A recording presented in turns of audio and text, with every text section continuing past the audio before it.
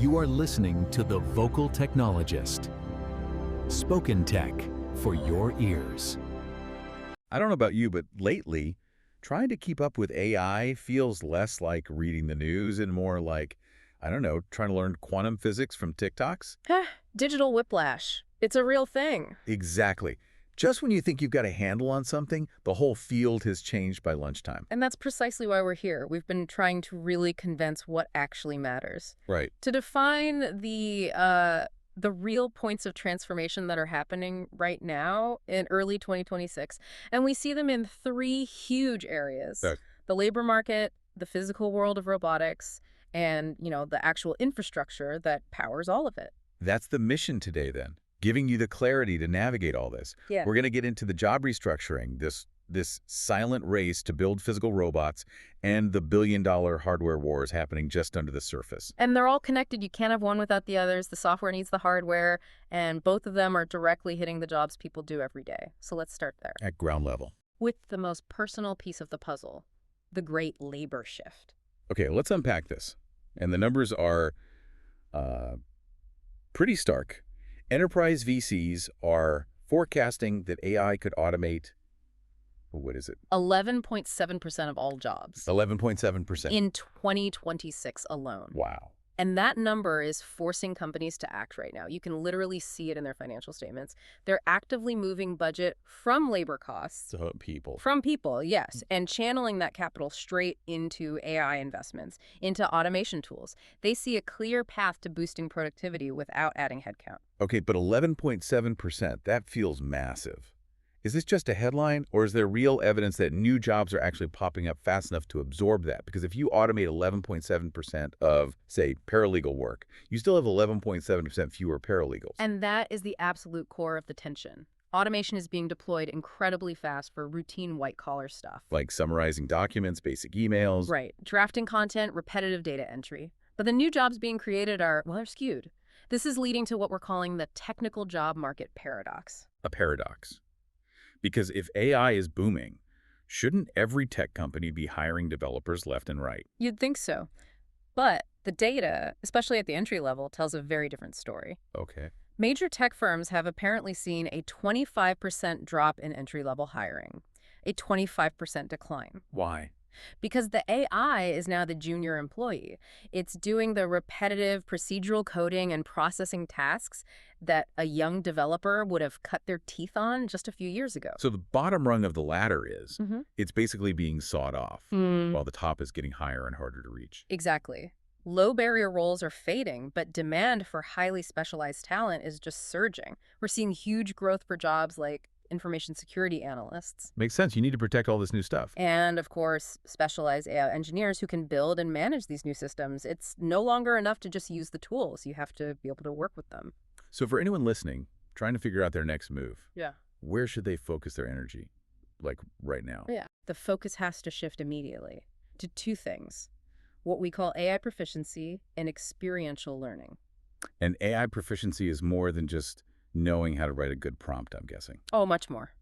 It's understanding the architecture, where these things fail, how to govern the output, and experiential learning is the bridge to get there. It means hands-on application. So not just another online course. No. We're seeing apprenticeship models become absolutely critical for closing these skill gaps.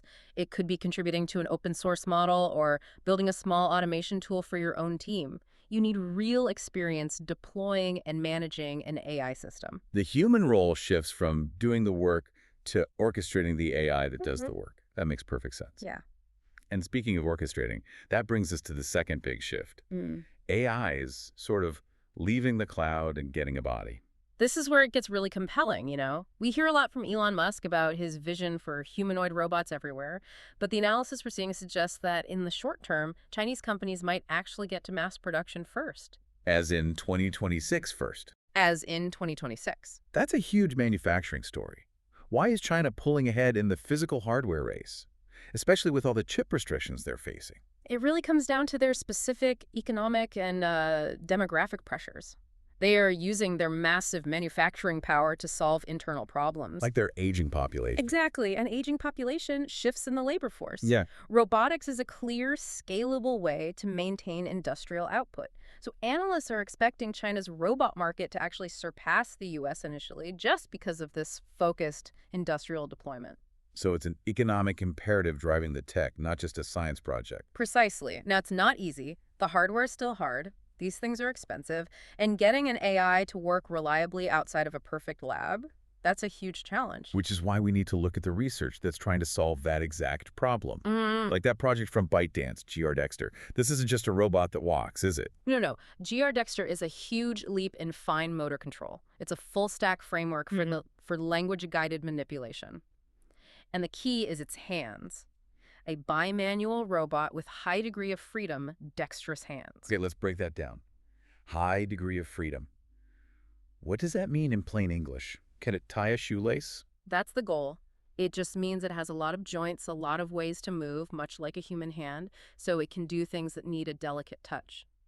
Picking up a wine glass, assembling tiny components, maybe even learning to tie a complex knot, things a simple gripper just can't do. And they're using a hybrid training strategy. Why is that so important for making it work in the real world? The hybrid part is what stops it from dropping the glass if the lighting changes. It combines millions of perfect examples in a simulation with actual physical trials, so the skills translate. The robot works when things are messy and unpredictable. Which is basically everywhere outside of a lab. Which is everywhere. So we've got the labor market restructuring and physical robots walking out of the lab. But none of this happens without the invisible engine room, right? The computing infrastructure. That brings us straight to the AI memory bottleneck. This is the constraint that so many people miss. These huge new models need colossal amounts of memory. We're talking terabytes of incredibly fast memory just to work properly. And why is memory the choke point, not just the raw processing power of the GPU? Because the model itself is so big. Think about it. If your model has a terabyte of parameters, you need at least that much super fast memory just to load it up. If you can't feed the data to the processor fast enough, the processor just sits there idle. It's like having a supercar, but only being able to fuel it with an eyedropper. That's the perfect analogy. The memory is the fuel line. And the industry is responding with some wild engineering. We're seeing these massive orders for NVIDIA's 16 high HBM, high bandwidth memory. And HBM is critical. It's memory stacked vertically in layers instead of spread out on a board. That stacking just dramatically increases the bandwidth. Data moves so much faster. And it's not just NVIDIA. There are other solutions, like 3D stacked SRAM, which is the ultra-fast memory right on the processor, and these big deals like the one with Grok. It's all about making inference almost instant. The goal here is, it's profound, really. The engineers want to shift the limit on AI from the hardware to just the limits of human imagination. They're trying to remove the physical bottleneck completely. The money flowing into this is just staggering. To get a sense of the scale, Chinese companies have apparently placed orders for over 2 million of NVIDIA's new Hopper chips. 2 million, and these aren't the graphics cards in your gaming PC. These are $27,000 a pop. So that's over $54 billion in potential revenue. From one country. And even though NVIDIA supposedly has 700,000 units in inventory, that demand just drives the entire global dynamic.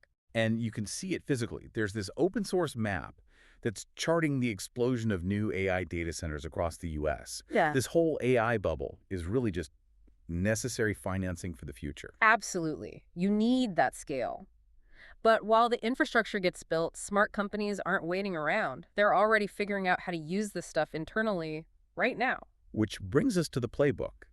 What does successful adoption actually look like? That story about Webflow's chief product officer building an AI chief of staff was fascinating. It's a perfect example of how this should work. She didn't wait for some big vendor solution. She built her own AI software that manages her schedule, organizes meetings, and even gives candid feedback. And it uses markdown files for its knowledge base, right? Yeah. Which is a small detail, but it's key. It makes the knowledge transparent. It standardizes everything. And by building it and showing her peers how useful it was, she got buy-in from the whole organization. It proves you have to lead by example. You can't just buy a software license and expect the culture to change. And this is delivering real, tangible results now. We're past the theoretical stage. Way past it. We're seeing huge gains, especially in marketing. Things like image generation, ad optimization. What's a specific brand that's seen this work? Well, there's a pet accessory brand, heads or tails pup, and a big retailer, Very Ireland.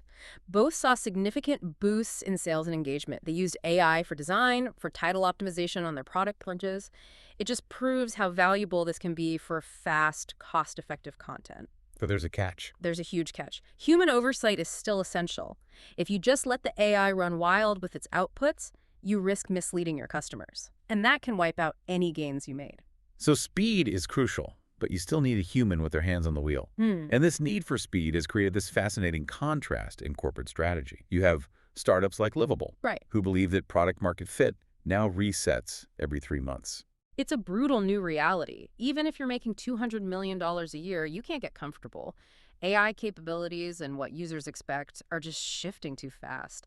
A competitor can use the next model to offer a 10x better service tomorrow, and your business is instantly obsolete. And you contrast that with a giant like Apple, their strategy seems almost slow. They're relying on their huge cash reserves. What is it, $130 billion? To focus on user experience and polish, yeah, instead of competing in the actual arms race to build the biggest models. And some analysts are calling that a trap. It's a big risk. While Apple is perfecting the interface, their competitors are setting the standards for what AI can actually do. They're driving the core capabilities. Apple's just polishing the chrome. Though, to be fair, there are always engineering tricks to speed things up. We saw that note on LM Cache. Yes, LM Cache. It's basically an open source tool that acts like a short-term memory for chatbots. It reuses chunks of data so it can deliver answers 3 to 10 times faster in certain situations. It just shows that every little bit of efficiency counts in this race. It really is relentless. As the host of The Vocal Technologist, I have to say it's thrilling, but it's also overwhelming. So let's try to synthesize this for everyone listening. Okay. We've defined 3 huge transformations. First, the job market is restructuring. You have to pivot to AI proficiency and hands-on experience now. Right. Second, physical AI is moving from the lab to the factory floor, driven by real economic needs. And third, the massive hardware investment, the memory wars. That's what's letting this whole revolution scale up. We're seeing acceleration at every single level of the stack. And that relentless acceleration, that brings us to the great challenge of this whole era. We can celebrate a company like Z.AI going public, the first AI-native LLM company. We can celebrate the speed, but the risks are scaling just as fast. The tension between that dizzying speed and the need for safety. It's paramount. Look at OpenAI. Sam Altman isn't just relying on his existing security team. He is hiring a dedicated head of preparedness. A head of preparedness. Whose only job is to manage catastrophic AI threats. Not just bugs. We're talking cyber misuse, biological risks enabled by AI existential stuff.